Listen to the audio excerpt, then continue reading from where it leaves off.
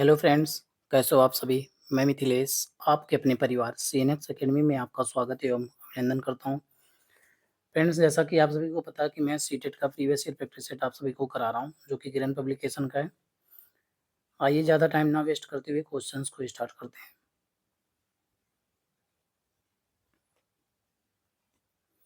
Question number 1 है friends,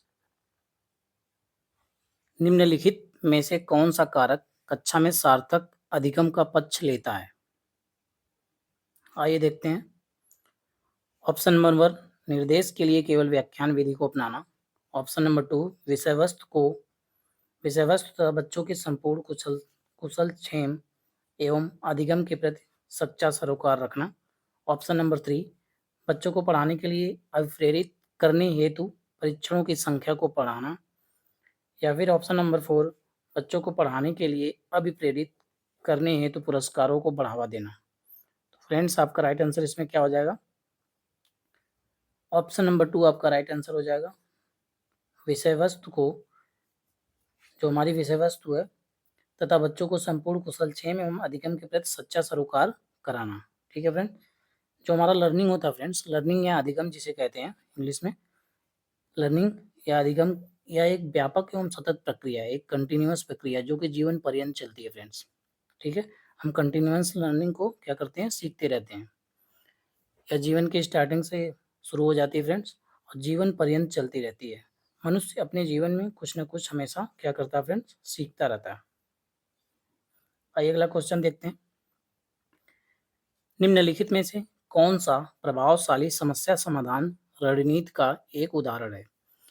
जो हमारा समस्या समाधान है, प्रॉब्लम सॉल्विंग जो मेथड्स हैं, कौन कौन से हैं, आइए उसको देखते हैं कि किसके माध्यम से जो है कि हम समस्या का समाधान कर सकते हैं। ऑप्शन नंबर 1, प्रतिक्रिया निर्धारण समस्या प्रस्तुतिकरण के एक ही आयाम में सीमित रहना। तो ये आपका गलत हो जाएगा, ये ऐसा तो होना नहीं है, क्योंकि हमें अनेक अनेक पहलुओं पर देखना पड़ेगा।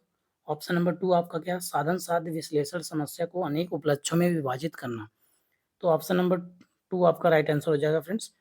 इसमें क्या होता है, समस्या को अनेक पार्ट में विश्लेषित करना, मतलब खंड खंड में डिवाइड कर लेना, विश्लेषण करना कि कहाँ पे समस्या आ रही है, उसको जानना एवं समझना, एवं उसको पार्ट पार्ट में डिवाइड करके उस समस्या का निदान करने का प्रयत्न करना।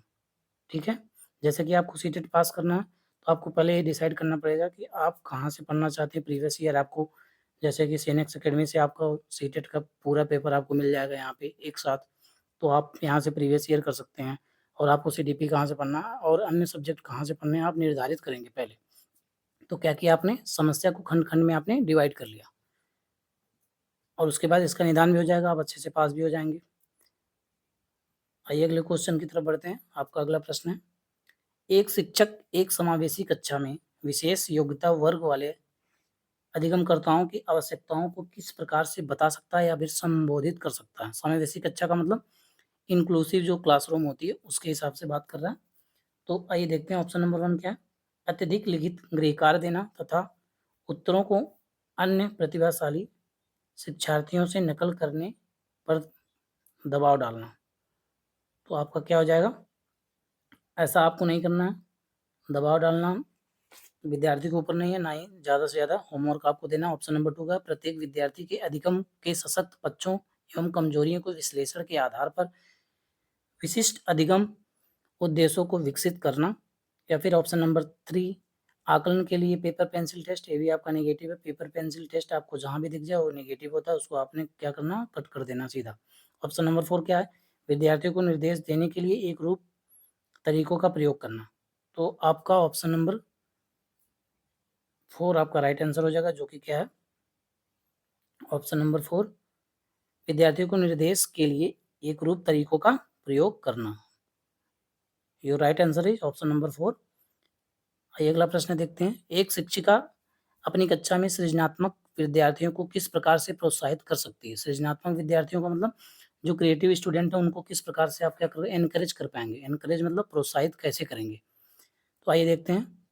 ऑप्शन नंबर 1 क्या है, अनेक परिप्रेक्ष्यों को प्रोत्साहित करके तथा मूल विचारों को महत्व देकर। तो यही आपका सबसे बेस्ट आंसर है।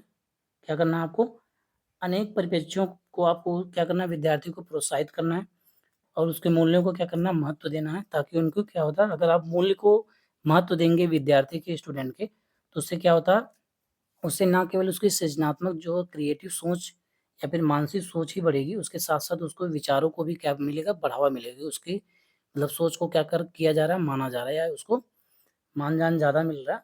इस प्रकार वो क्या है स्टूडेंट कर पाएगा, उसके मानसिक संतुलन के साथ-साथ उसका क्या होगा, उसकी सोच को, क्रिएटिव थॉट को भी उसके बढ़ावा मिलेंगे।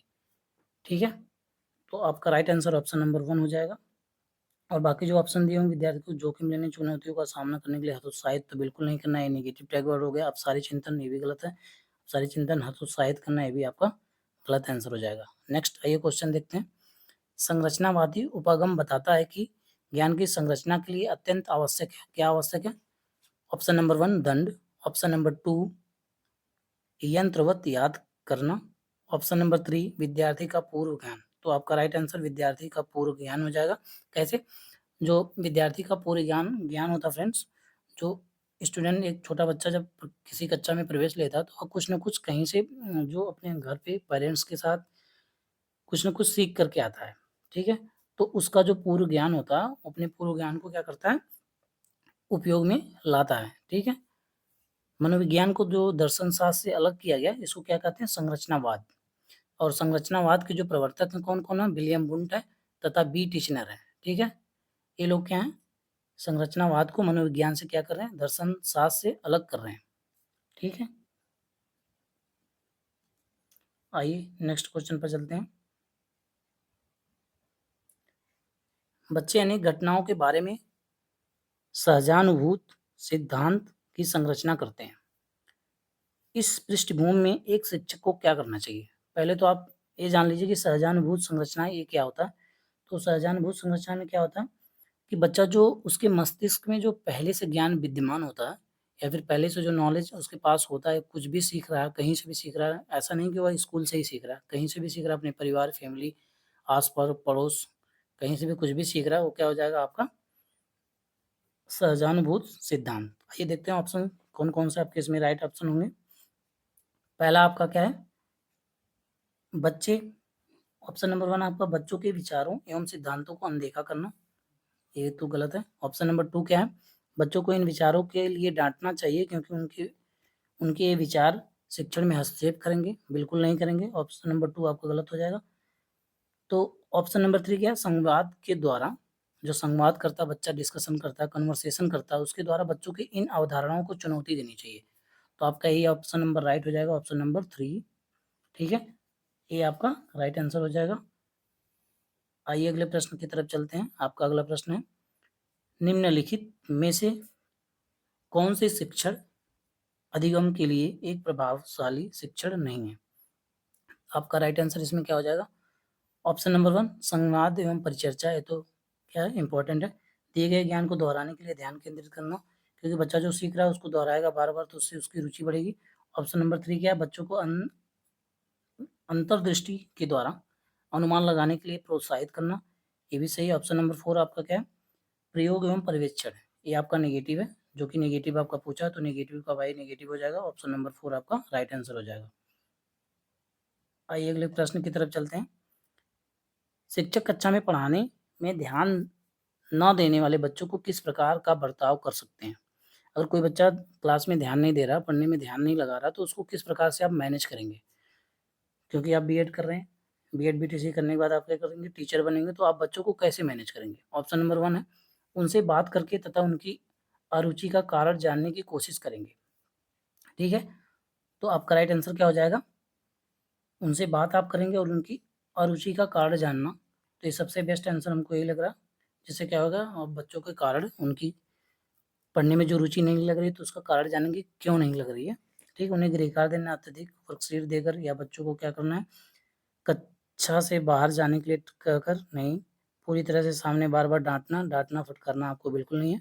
तो ऑप्शन नंबर 1 आपका राइट आंसर हो जाएगा, जो कि क्या है, आपका राइट आंसर है ऑप्शन नंबर 1। उनसे बात करेंगे और उनकी अरुचि का कारण जानेंगे कि क्यों बच्चा उसका पढ़ने का जो है मन क्यों नहीं लग रहा है। तो सबसे पहली बात, बच्चों को आपको डाँटना नहीं है। ये किस अधिकार अधिनियम के तहत कहा कहा गया है? यह अधिकार अधिनियम क्या हुआ है 2009 की धारा 17(1) में कहा गया कि बच्चों को आपको क्या करना, मानसिक उत्पीड़न या फिर शारीरिक दंड आपको नहीं देना है। किसमें कहा गया? अधिकार अधिनियम 2009 17 धारा 17(1) में कहा गया, ठीक है, कि आपको बच्चों के क्या करना है, शारीरिक या मानसिक उत्पीड़न आपको नहीं किया गया, आपको क्या करना है, नहीं देना है, ठीक। और इसका जो उल्लंघन करेगा, इसका जो पालन टीचर नहीं करता है, तो उसको क्या होगा, अनुदेशात्मक उसमें कार्यवाही की जाएगी, उसके तहत क्या होगा, उसका संज्ञान लिया जाएगा। आइए अगला क्वेश्चन देखते हैं। निम्नलिखित में से क्या ज्ञान के सार्थक संरचना की प्रक्रिया का एक महत्वपूर्ण पहलू है? ऑप्शन नंबर 1 पुरस्कार एवं दंड, ऑप्शन नंबर 2 उद्दीपन प्रतिक्रिया संबंध, ऑप्शन नंबर 3 सामाजिक पारस्परिक क्रियाएं, लगातार बार बार अभ्यास करना एवं स्मरण करना। तो आपका राइट आंसर ऑप्शन नंबर 3 हो जाएगा, जो कि क्या है, सामाजिक पारस्परिक क्रियाएं, जो आप सोशल एक्टिविटीज करते हैं, ठीक है। जैसे कि आप जान रहे हैं कि कोई भी कार्य अगर व्यक्ति कर रहा है या फिर कोई बच्चा कर रहा है, किसी कार्य को एकदम से नहीं वह सीख पाता, उसे करने के लिए उसे क्या करना पड़ता है, प्रयत्न करना पड़ता है, और वह चीज़ों का क्या पता, कभी अच्छे से करता है, कभी नहीं करता, कुछ गलतियाँ भी करता है, कुछ भूल भी करता है। तो क्या होगा, ट्रायल एवं एरर के माध्यम से बच्चा उस चीज़ को सीख पाता है। तो जो बच्चा गलतियाँ करता है उसको हम क्या मानते हैं, पॉजिटिव लेकर चलते हैं कि बच्चा गलती कर रहा है अर्थात वह सीख रहा है। अगर बच्चा गलती नहीं करेगा तो वह सीख भी नहीं पाएगा, ठीक है। आइए नेक्स्ट क्वेश्चन को देखते हैं। जब विद्यार्थी पुरस्कार पाने की इच्छा से बार-बार किसी गतिविधि को करने का निर्णय लेते हैं, जैसा कि एक प्रयोग का नियोजन एवं संचालन करना, जो कि प्रत्यक्ष रूप से उस गतिविधि से संबंधित नहीं है, जैसा कि एक स्टार या बैज प्राप्त करना, ऐसी स्थिति में क्या करना, ऐसी स्थिति में क्या संभावना उत्पन्न होती है, ठीक है। तो आपका इसमें राइट आंसर क्या होगा, ऑप्शन नंबर 1 आपका है पुरस्कार के बिना उस गतिविधि का में लगे रहना, मतलब बिना पुरस्कार पाए उस गतिविधि में लगे रहना, या फिर ऑप्शन नंबर 2 अन्य लोगों को खुश करने के लिए कार्य करने के बजाय स्वयं की निपुणता के लिए उद्देश्य निर्धारण करना, ऑप्शन नंबर 3 आपका है अधिगम के प्रति भौतिकवादी आवृत्ति का विकास करना। तो आपका राइट आंसर ऑप्शन नंबर 3 हो जाएगा, जो कि क्या है फ्रेंड्स, ऑप्शन नंबर 3 आपका है अधिगम के लिए भौतिकवादी दृष्टिकोण या फिर उसकी आवृत्ति का क्या होगा, विकास करना। अभिवृत्ति का मतलब होता है एप्टीट्यूड, ठीक है। अब एप्टीट्यूड क्या होता है, मनुष्य की वह सामान्य प्रक्रिया होती है जिसके द्वारा वस्तु का क्या होता है, मनोवैज्ञानिक उसको ज्ञान होता है। अभिवृत्ति का मतलब होता है एप्टीट्यूड। एप्टीट्यूड अब क्या होता है, ये प्रश्न आएगा।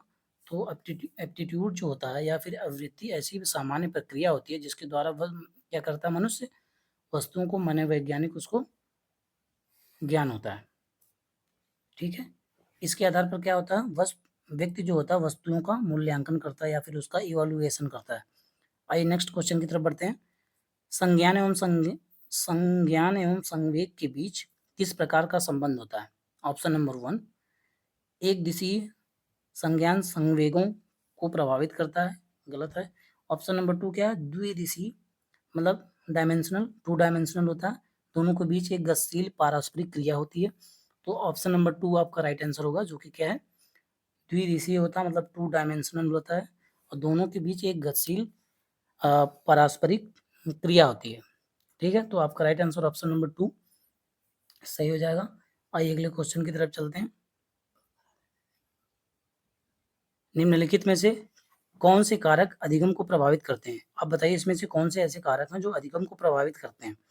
पहला विद्यार्थी की अभिरुचि, ऑप्शन नंबर 2 विद्यार्थी का सांवेगिक स्वास्थ्य, ऑप्शन नंबर 3 शिक्षा शास्त्रीय रणनीतियाँ, ऑप्शन नंबर 4 विद्यार्थी का सामाजिक एवं सांस्कृतिक संदर्भ। तो ये आपका फ्रेंड्स इसमें से कौन सा अधिगम को, ये जो चारों ऑप्शन आपके दिए गए हैं चारों प्रभावित करते हैं, ठीक है। तो आइए देखते हैं चारों ऑप्शन कौन किस में है।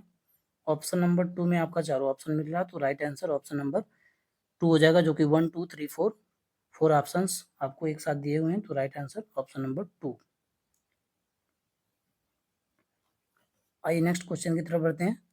परिवार एवं पास पड़ोस बच्चों के सामाजिकरण की क्या है? ऑप्शन नंबर 1 मध्य एजेंसियां, ऑप्शन नंबर 2 द्वितीयक एजेंसियां, ऑप्शन नंबर 3 मनोवैज्ञानिक एजेंसियां, ऑप्शन नंबर 4 प्राथमिक एजेंसियां। आपका राइट आंसर क्या हो जाएगा? जो परिवार एवं पास पड़ोस होते हैं प्राथमिक एजेंसी मानी जाती है। प्राइमरी और सेकेंडरी 2 एजेंसियाँ आपके बीच पाई जाती हैं बच्चों के लिए। पहला हो गया प्राइमरी एजेंसी जो कि प्राथमिक एजेंसी है, दूसरा हो गया सेकेंडरी एजेंसी जो कि द्वितीयक एजेंसी है। तो प्राइमरी एजेंसी जो होती है वो क्या होती है? आपका फैमिली हो गया, फर्स्ट ऑफ ऑल आपकी फैमिली हो गया, पास-पड़ोस हो गया। जो सेकेंडरी एजेंसी है, द्वितीयक एजेंसी है, तो क्या है? स्कूल हो गया, सोशल मीडिया हो गया, ये सभी आपके क्या होते हैं? द्वितीयक एजेंसी माने जाते हैं क्योंकि बच्चा सबसे पहले अपने परिवार, घर-परिवार, पास-पड़ोस में ही सीखता है। तो हो गई प्राथमिक एजेंसी। उसके बाद जो भी नॉलेज वह जहाँ से प्राप्त करता है, मीडिया, यूट्यूब या फिर वर्ल्ड वाइड कहीं से भी ज्ञान प्राप्त करता है, स्कूल से प्राप्त करता है, टीचर के माध्यम से करता है, तो ये क्या हो गया? आपका सेकेंडरी एजेंसी हो गई। आइए देखते हैं अगला प्रश्न क्या है? बाल्यावस्था की अवधारणा से आप क्या अभिप्राय है? ऑप्शन नंबर 1 आपका है, यह बच्चे के दुष्ट रूप में पैदा होते हैं और उन्हें सभ्य बनाना होता है। तो ये आपका गलत हो जाएगा। ऑप्शन नंबर 2 क्या है? बच्चों को आपको क्या मानना है? भगवान मानना है। आपको बच्चों को दुष्ट या फिर किसी भी तरह का आपको उससे बुरा नहीं बनाना है। बच्चा जो भी कर रहा है सही कर रहा है। सीटेट का आप एग्ज़ाम दे रहे हैं तो बच्चों को आप क्या मानिए? भगवान है। बच्चा जो भी कर रहा है वही सही है। ठीक है? इस प्रकार से आप एग्ज़ाम देंगे तो एग्ज़ाम में क्या कर पाएँगे? आप अच्छा अंक प्राप्त कर पाएँगे। ठीक है? ऑप्शन नंबर 2 आइए देखते हैं। यह बच्चे यह कि बच्चे के शून्य से शुरुआत करते हैं और उनके गुण पूरी तरह से परिवेश द्वारा निर्धारित किए जाते हैं। तो आपका राइट आंसर यही सही हो जाएगा जो कि क्या है? बच्चे शून्य से शुरुआत करते हैं और उनके जो गुण होते हैं परिवेश के द्वारा, एनवायरनमेंट के द्वारा बच्चे क्या कर पाते हैं? सीखते हैं। ठीक है? जो बाल्यावस्था होती है क्या होती है फ्रेंड्स? यह 2 से 6 वर्ष की अवस्था होती है बाल्यावस्था। ठीक है? इसमें बच्चे क्या करते हैं? आत्मनिर्भरता के लिए क्या करते हैं? वृद्धि करने का। आइए नेक्स्ट क्वेश्चन देखते हैं। अगला प्रश्न क्या है आपका? अगला प्रश्न है फ्रेंड्स ऑप्शन नंबर 15 आपका क्या कह रहा है? ये देखते हैं। निम्नलिखित में से कौन सी मध्य बाल्यावस्था की विशेषता होती है? मध्य बाल्यावस्था। पहला आपका हो गया, बच्चे तार्किक एवं मूर्त रूप से सोचना प्रारंभ कर देते हैं। ठीक है, तो यही राइट आंसर आपका हो जाएगा। और भी ऑप्शन देखते हैं। ये अधिगम मुख्य रूप से संवेदी एवं चालक गतिविधियों द्वारा गठित होता है। गलत। ऑप्शन नंबर 3 शारीरिक वृद्धि एवं विकास की बहुत तेजी से गति होती है। नहीं। अमूर्त रूप से सोचना। नहीं। तो राइट आंसर आपका ऑप्शन नंबर 1 हो जाएगा जो कि क्या है? बच्चे तार्किक एवं मूर्त रूप से सोचना प्रारंभ करते हैं। ठीक है। जो बाल्यावस्था होती है फ्रेंड्स ये शैशवावस्था के बाद आती है। ठीक है। 6 से 12 वर्ष की जो अवस्था होती है वो क्या होती है? बाल्यावस्था उसको कहा जाता है। ठीक है। इसे पूर्व किशोरावस्था भी कहा जाता है। बाल्यावस्था को पूर्व किशोरावस्था, जो मध्य बाल्यावस्था हमारी है, इसको पूर्व किशोरावस्था मतलब किशोरावस्था में प्रवेश करने की स्थिति, हम लगभग प्रवेश करने वाला बच्चा इसमें होता है।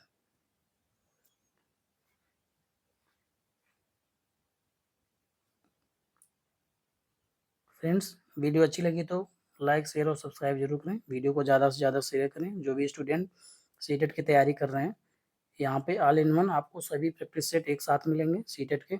आप यहाँ से देख सकते हैं। Thanks for watching this video.